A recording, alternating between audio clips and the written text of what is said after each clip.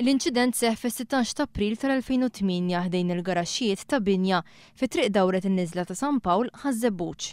Il-każ ilu l-qorti minn Lulju ta' dik l-istess sena. Inna 3 snin u nofs tielejn u niżlin. L-inqas li tkellimna fuq ix-xaft, fuq kollox tkellimna, fuq l-affarijiet.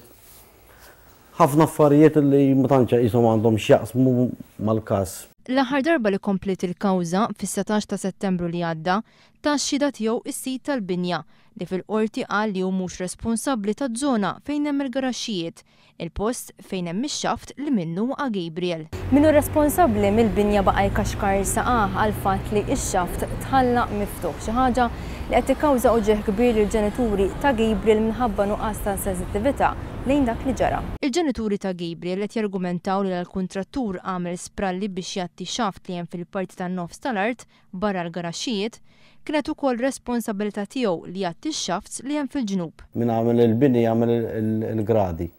Ma nafx jiena kif dan għamel il-gradi u dik tal-ġemb ħallija miftuħa. Il-ġenituri ta' Gabriel qed jilmentaw li minn kemm ilha għaddejja l-kawża fil-qorti anqas ingħatat ordni biex ix-xaft jingħalaq darba l dejjem.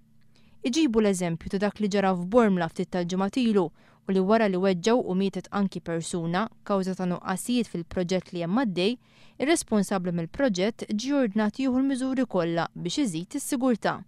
Jgħidu li bl-istess mod għandu jsir fil-każ tagħhom għaliex dan ix-xaft għadu ta' periklu.